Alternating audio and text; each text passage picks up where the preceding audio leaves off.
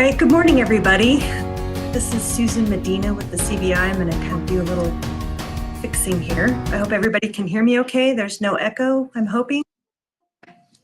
And sorry, I'm getting a whole lot of invites here. I apologize for that. All right, it's 10 o'clock, and I believe most of our speakers are on the line for today's briefing. I believe the Saguache County Sheriff, Dan Warwick, is not able to join us today. He had some technical issues with his computer, so and some other things going on. So if there are any questions directed to Saguache, we'll use that chat feature, and then I can certainly coordinate with the sheriff on getting responses to that. Again, I appreciate everybody's patience in this virtual world. I had a media request earlier about if we were in one spot, and we're not. Actually, they're spread out across the state at their respective agencies. Reminder to me to turn off my phone, and another reminder to make sure those mics are off. So how today is going to work is I'll do a couple of ground rules, and then we have a number of speakers from agencies in Southern Colorado who will be sharing some information and updates about this investigation. We will have a Q&A. I will warn you at the start that this is very early on in this investigation, and there are far many questions than we have answers for, but we'll do our best to navigate through those. The chat feature is going to be the place where I will monitor those and then direct those questions to the speakers. Let's hold off on those questions until after the speakers are done, and then we'll work through those. And again, for those that we don't get through, I'll coordinate with you at the end of the news conference and throughout the day. If you could be sure to leave your name and your media outlet, that would be very helpful as well. Also in the chat box is the list of speakers who are going to be part of today's news conference. Their names and their titles and spellings are there, so that's available to you, so they don't need to be saying their names. And then we'll have some other images that will be shared during the course of the news conference. So I'll pop those links into the chat. If you have any problems accessing that, just let me know and I'll get those to you offline. Okay, as I said, we're going to have the CEOs of the agencies participating in this investigation share their thoughts and some updates, and then at the conclusion of that, we'll go through a question and answer. Unless there's a need for it, I don't foresee any other news conferences in the immediate future. If there are any updates, I'll probably handle those through my office by news release. And just as a reminder, if you could direct your questions to me, email, text, or you can try to call me. I have to tell you, though, I'm getting lots of calls, so it may be a little bit delayed in getting back with you. So with that, I think that's all of the ground rules that I have. At this point, I'm going to go ahead and get this started, and I would like to introduce the Monte Vista Chief, George Dingfelder, to go ahead and start us off. Chief, go ahead. Good morning. Thank you, Susan. So George Dingfelder, Chief of Police in the city of Monte Vista. So just to kind of set the stage for this briefing, as an investigative group that you'll hear from today, we've kind of reached a critical point in this investigation where we feel we can share some information regarding the remains that were found down in rural Conejos County. So there's a lot to go through here, so just to kind of set the stage for this. So over the course of the past several months, several of our agencies within the San Luis Valley have been investigating missing persons reports, or we've taken missing persons reports and we've been investigating missing persons. However, I'd like to make this very clear from the very beginning here. Just because human remains have been found, we are not associating them with the missing persons cases at this time, and for anybody to do so would be irresponsible and complete speculation. So again, human remains have been found, but we're not necessarily associating them at this time with the missing persons, and I'm sure those questions are going to come up and we'll answer those at the end. So just over a week ago, the Conejos Sheriff's Office, and you'll hear from Sheriff Garth Crowther here shortly, they conducted a search warrant in rural Conejos County down in the Sauces area, unrelated to the missing persons. There was no relation to the missing persons when they went to do their search warrant. During this search, however, the sheriff's office and agents from the Colorado Bureau of Investigation found human remains. For those of you that aren't familiar with this area, these are very rural, small jurisdictions. So often when we have these big cases, we all jump in and give each other a hand on these large investigations. And this area where they were searching, it was a fairly large area, very extensive. So almost immediately, a lot of our agencies offered Sheriff Crowther assistance in doing this, as well as we were interested to see if there was any connection to our missing persons. And again, to reiterate, just because we found human remains, we are not associating them with any of our missing persons at this time. So within a couple of days of doing that first initial search warrant, law enforcement gathered evidence that led us to another property fairly close to where the first search warrant was done. And at this second property, again, agents and officers found more human remains at that second property. So with that being said, and knowing that this was getting quite extensive, along with the Colorado Bureau of Investigation, all of our agencies joined together to form a task force kind of concept to investigate this here, these remains that we have found. And again, we're small rural agencies, most of us 10, 15, if that, officers. So it just made sense to form a task force along with the Colorado Bureau of Investigation to investigate this. So regarding the remains that we have found to this point, so we have consulted with a forensic anthropologist who has confirmed that the remains are human. And I would ask you right up front here to please be patient with us, that there's a lot to be done on identifying these remains. It's going to take several weeks to months to identify these remains. And just one, due to the condition that they were in the skeletal remains. So I can tell you we cannot positively identify the remains. We don't know whether they're male, female, age, or any of that kind of stuff. So again, when you get to the questions, I'd ask for you that you refrain from even going down that path, because we don't know. We're already at that point. We just simply do not know who the remains are. But what I can tell you and verify is that the forensic pathologist or anthropologist has confirmed that we have the remains of 3 people or 3 victims at this point. And that's really about all that we've got. I know there's been a lot of misinformation out there regarding how many remains that we have found and stuff, but I will confirm that we have found remains of 3 victims at this point. And again, when we get to the question and answer, I'd ask that you, there's really not, that's all we're going to release on it at this time. So with that, I'm going to toss this over to Chief Anderson from the Alamosa Department, from the Alamosa Police Department. Good morning, everybody. My name is Ken Anderson. I'm the Chief of Police for the City of Alamosa. And I guess to follow up what Chief Dienfelder is saying, I'll go right into suspect information. So the Alamosa Police Department has clearly identified a suspect in this case. And I believe Susan is going to put a picture up here shortly.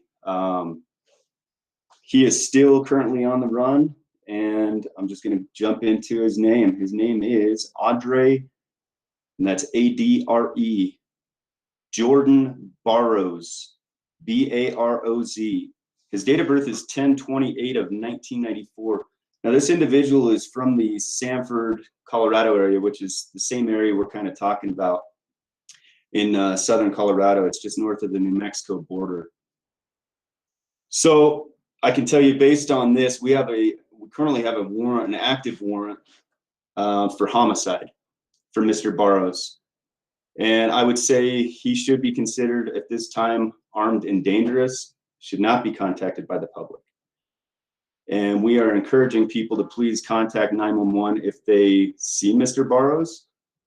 But I also want to point something out, that although Mr. BAROZ currently is our suspect in this homicide investigation, all suspects clearly are innocent until proven guilty, okay? So he will have his day in court, but let me make it clear that my main goal right now, and working with all these other law enforcement agencies from the Valley, including CBI, our main goal is to get him off the street. He is a danger to the public right now. So I am asking for assistance from community members, anybody who sees anything, to report it to us. We'll follow up on it. That is our main goal, you know, to work with the community currently and just ask for assistance. You know, we're kind of limited on resources down here, and I can tell you that we are doing everything that we possibly can to locate and apprehend this individual. It is still an active investigation, so there's only so much that I can release right now. Let's see, what else? Did we get a picture up of him by chance, or is that going to come after, Susan? Chief, that's up there in the chat, so there's a link to that. If anybody needs that after the news conference, they can certainly reach out to me if they don't have that. Okay. So as George or Chief Dingfelder had mentioned, there's been a number of questions about the suspect being a serial killer. I think it's a little too early to categorize right now. We don't want to speculate at this time. So I think that's clear enough that we're not going to speculate about that. We cannot classify or label the allegations involving the suspect until we know a great deal more. And like the chief had mentioned earlier, this is going to take a pretty long time. We're looking at probably a month or two of further investigating. So there's a lot of details yet to kind of show their face on this. So I think that's all I've got right now. I'm sure we'll answer questions here shortly. I'm going to pass this on to the Conejos County Sheriff, Garth Crowther. Good morning, everybody. I'm Sheriff Garth Crowther, the Conejos County Sheriff's Office. I'm going to talk a little bit about the searches that we've done. The search warrant itself, at this time, we're not going to go into detail what we're looking for and why we're on the properties, but we will talk a little bit about the search. On the 10th of November, the Conejos County Sheriff's Office requested assistance from the Colorado Bureau of Investigation to assist us in executing a search warrant on a property in Las Alces, which is located approximately 20 miles southeast of Alamosa, Colorado. During this search, remains were found on the property. The remains were later determined to be human remains. So based on this information that we found at the first scene, we got a task force together that you've heard about. This task force consists of the Conejos County Sheriff's Office, the Colorado Bureau of Investigation, Alamosa Police Department, the Saguache Sheriff's Office, Monte Vista Police Department, the Colorado State Patrol. Our department is just not big enough to handle what we were running into there. So the task force was formed on the 13th of November. Members of the task force assisted in searching a second property in which it's in close proximity to the first property. Additional human remains were found on the second property. All remains were sent for forensics analysis and are at this time being analyzed. Investigators plan to continue searching the second site. It is imperative that we perform and exhaust the search of the area to ensure all remains and all evidence is found. As information develops, we've set up a hotline for tips That number, I know you can get from Susan, and it'll be on the screen. If you know any information, we encourage that you give us that information. Investigation will continue. Information from the tips, information from the end of it, information. The department's heads will assign people from the task force to follow up and get the information. We can't give a lot of information out because of the nature of it, and we don't want to jeopardize the investigation. I would like to say that the community of Las Sauces, the vast majority of the people in that community are very upstanding citizens, and I would ask that you don't let this reflect on that community.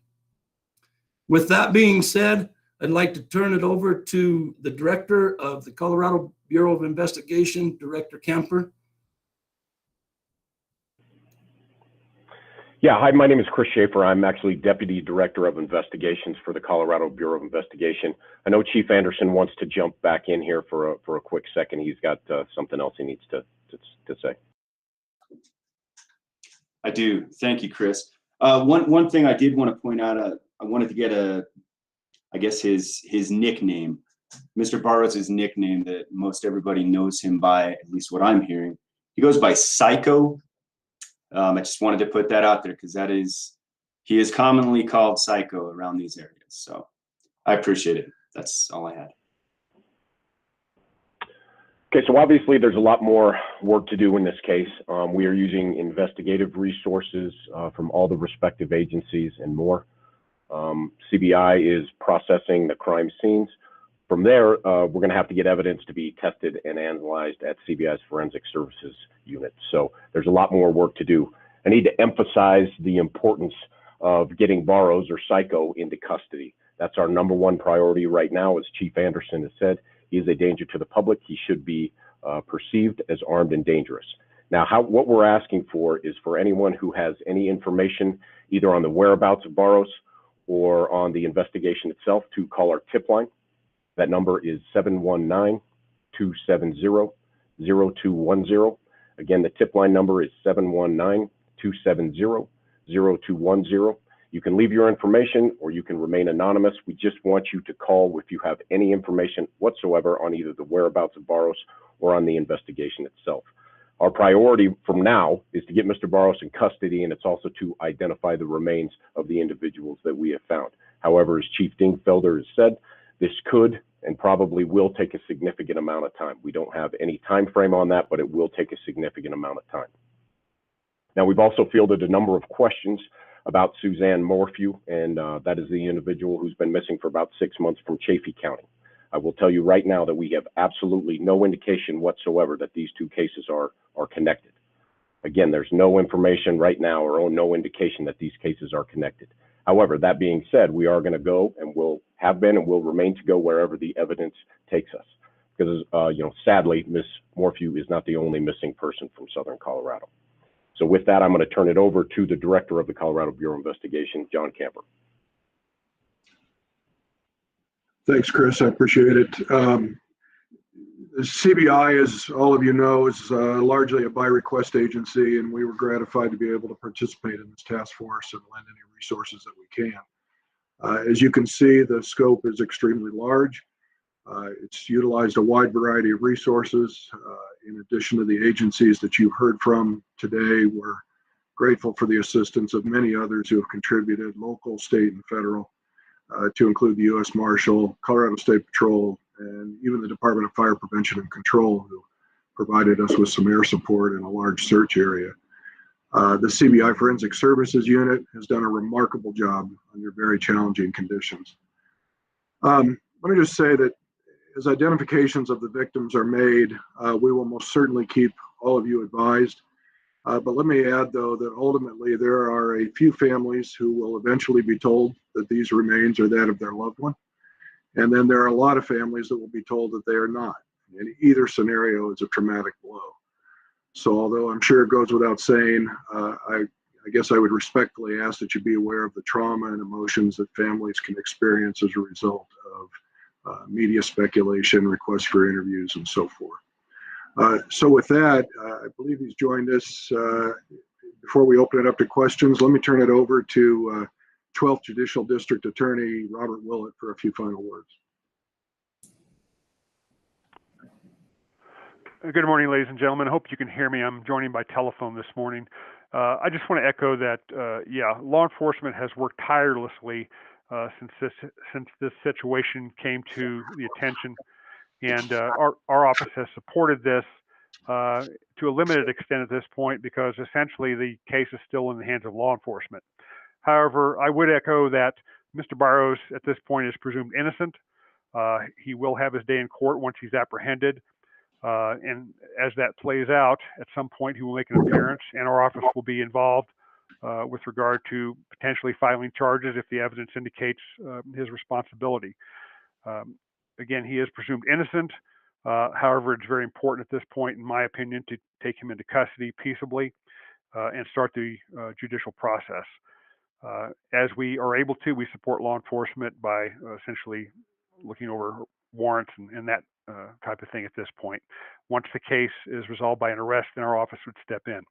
So I think that's all I have to say at this point, and I'm going to hand this back to Susan. Thank you. Thank you, District Attorney. Okay, so before we jump into the questions via chat, again, keep those mics silent, please, and then we'll direct questions as they're needed. In that chat feature, there are a number of links that have been dropped in there. The speakers list is there. The information about the suspect is there, as well as a couple of images from the properties that have been searched. You can copy those links and utilize those photos and information at will. Those are available to the media through this. If you'd like them after, certainly just reach out to me, okay?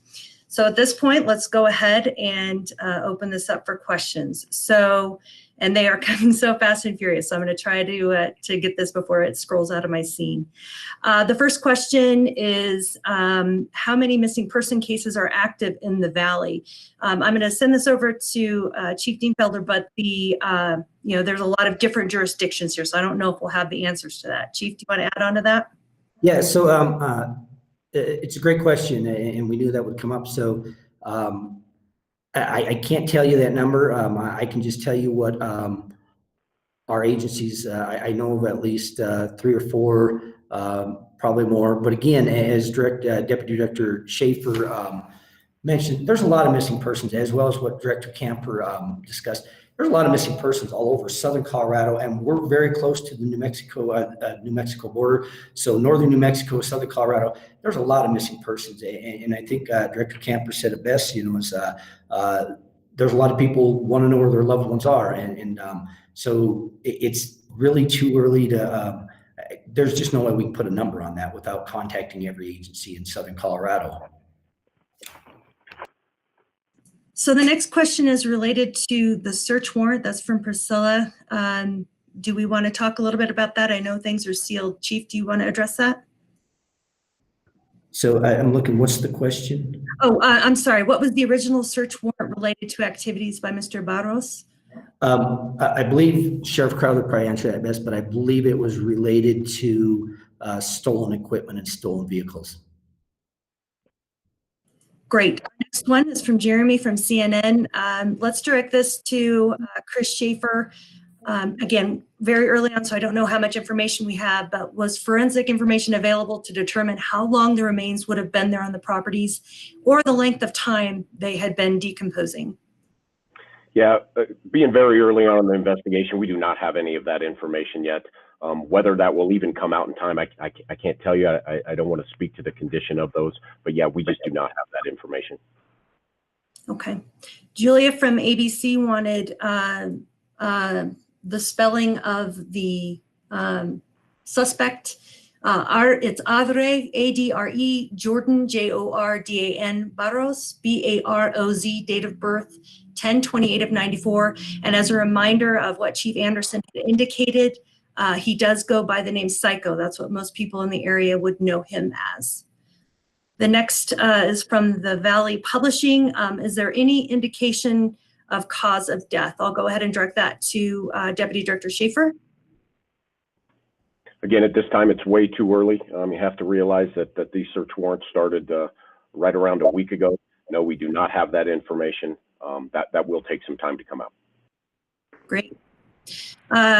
Chief, I'll just throw this out. I'll start with you, Chief Dingfelder. From Elise at the Denver Post, how did investigators connect BAROZ to the human remains?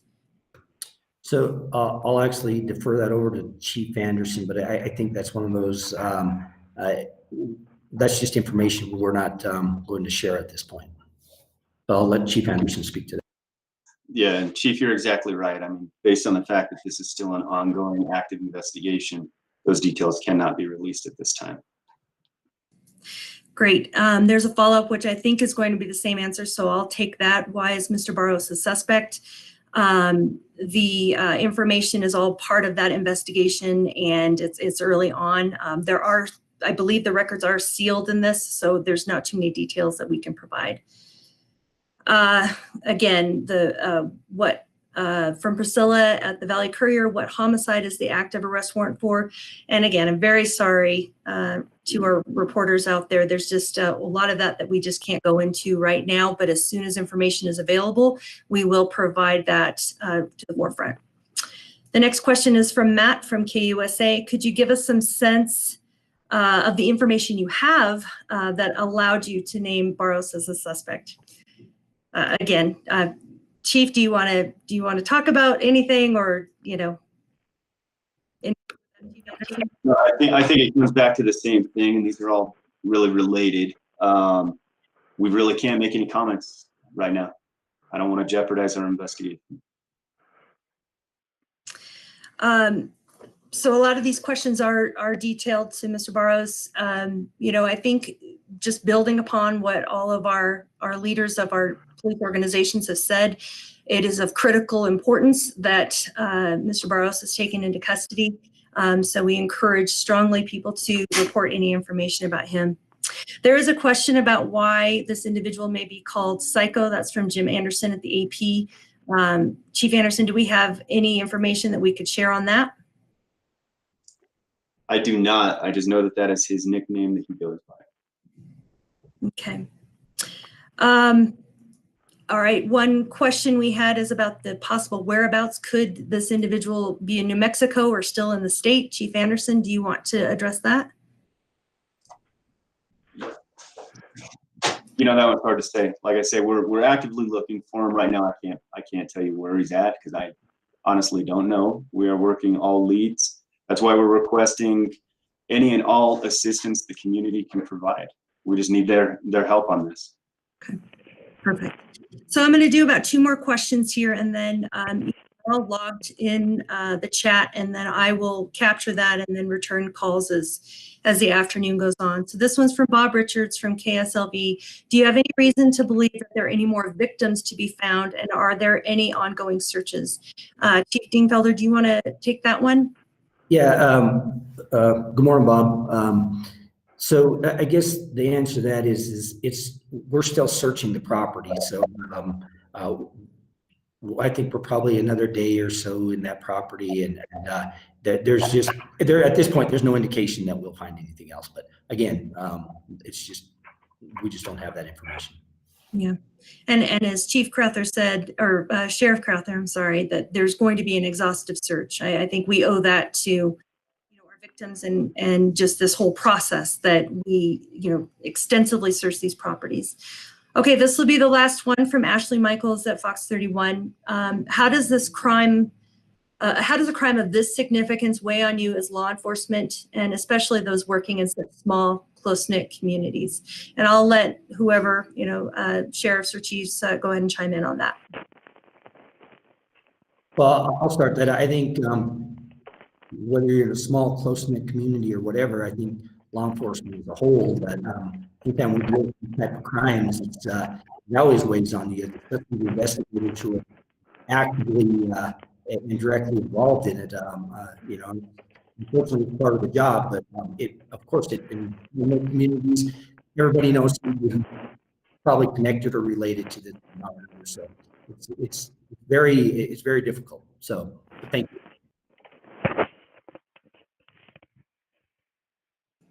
Chief or Sheriff, would you like to join in on any of those, or are you in a good place? I can jump in just real quick. I mean, if they're asking for opinions as far as what this does, obviously we don't see cases like this very often. Like I had talked to one of the Denver reporters briefly yesterday, she asked about the community, and I can tell you this is the San Luis Valley itself is fairly small. It's a very tight-knit community, though. We really know a lot of people here. Most of us have grown up here. So now we're at a point where it is imperative, and I've said this already, it is imperative that we get this individual off the street.